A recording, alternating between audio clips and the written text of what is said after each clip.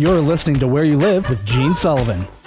Welcome back to Where You Live. I'm Gene Sullivan, broadcasting from the True North Painting Studios. The show is brought to you by Extreme Exteriors and American Family Insurance, the Kim Bennett Agency. As an American Family agent, Kim believes that there's so much more to insurance than the policy itself. It's about providing you with dependable protection and services.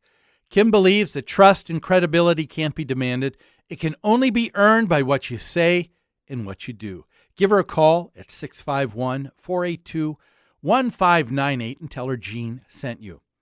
It's time now to hear from the Minnesota Multi-Housing Association. The MHA Minute is brought to you by Start to Finish Maintenance Contractors.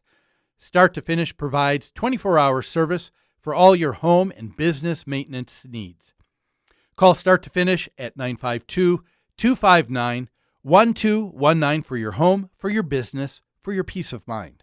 Do you need products to successfully run your rental property business? Interested in a class about fair housing or rekeying locks? Want to use the plain language lease that is used by the majority of rental property owners in Minnesota? Then you should visit mmha.com. That's two M's, mmha.com. That's the website for the Minnesota Multi-Housing Association, the most comprehensive resource in the state for owners of everything from a duplex to hundreds of units, and for townhome and condo associations as well. They've been around for 40 years and put on hundreds of seminars, publish a monthly magazine, sell Attorney General approved leases, and have countless other tools for property owners. While they are a membership organization, all of their resources and seminars and their annual convention and their spring conference and their orientation programs are open to everyone. For more information, visit the website, mmha.com.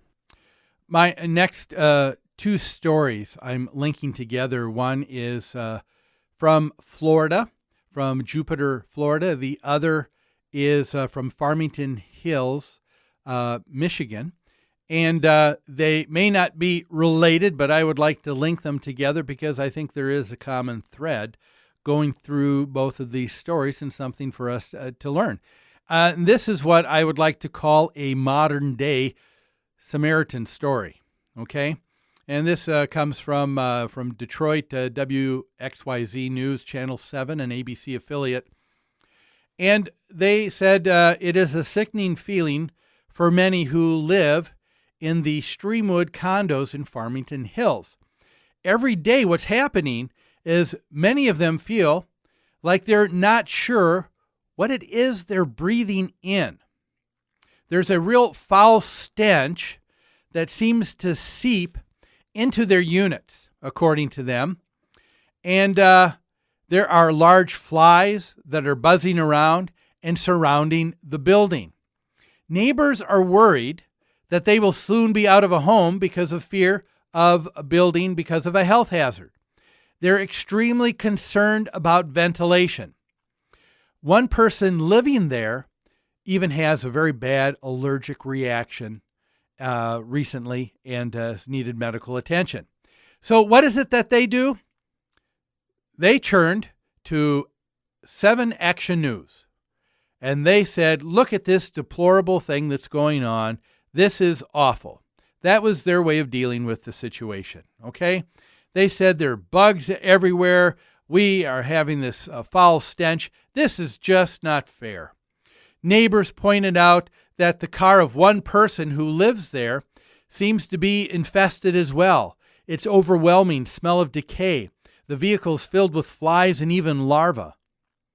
And it's piled full of trash. So what happens? Well, 7 Action News contacted the police. Why? Out of the concern for this woman's safety and the safety of her neighbors. And says no one has seen this woman in a good number of days. And so it says 7 Action News will bring you the latest in developing this story. This is really a sad story. Here you have someone who has not been seen for days and days. And it concerns me that the first response of the homeowners was not to say, we haven't seen our neighbor Betty. We haven't seen her around. We don't know where she is. Her car's been parked in the same place. It hasn't moved. And look, it's just filled.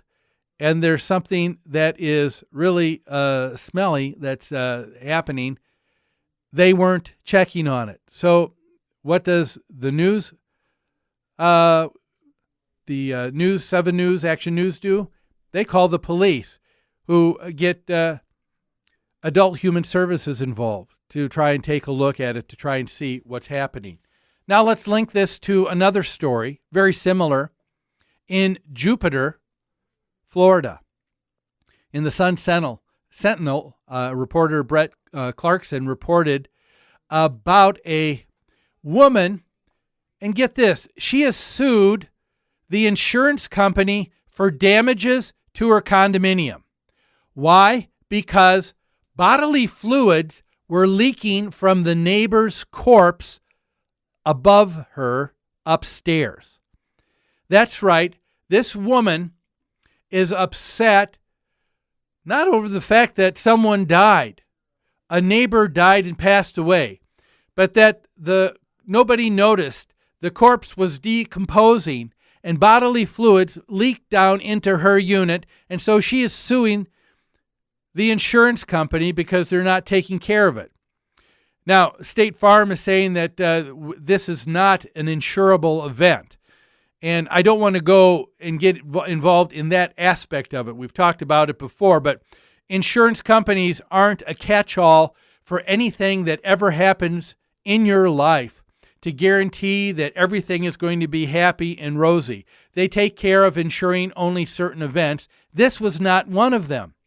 Again, I want to bring the topic around to the discussion of here again with someone who was not even looked at. No one bothered to even understand that here someone had passed away and was decomposing in their own unit.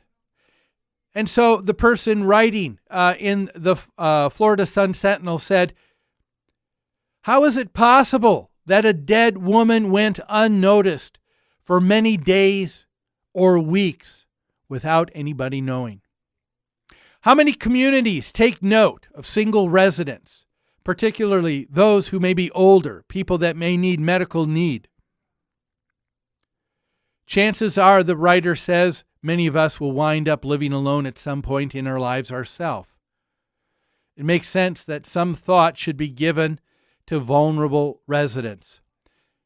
And I'm going to say that even though some thought should be given to vulnerable residents, I do not mean that this means that the board of directors or the association needs to be responsible with coming up with a way for this not to happen.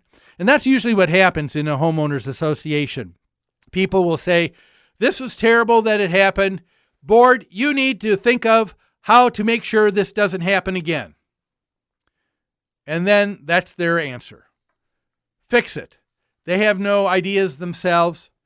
I have an idea on how to fix it. And that would be that we need to learn to live less selfishly. My son used to work at my company at New Concepts. I remember when he was the on-site manager of a condo in downtown Minneapolis.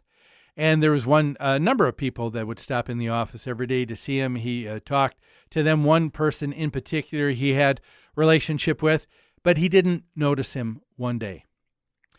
And then he didn't notice him a second day.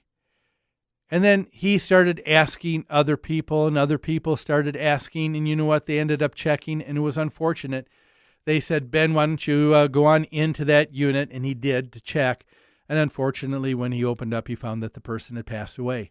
It made a very memorable impression on a 27-year-old man just starting out in property management.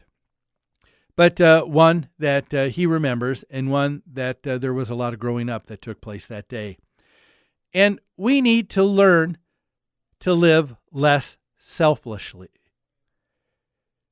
How many times do we, when we go home to our homeowner association, we are driving our car, and all we do is we hit the garage door opener.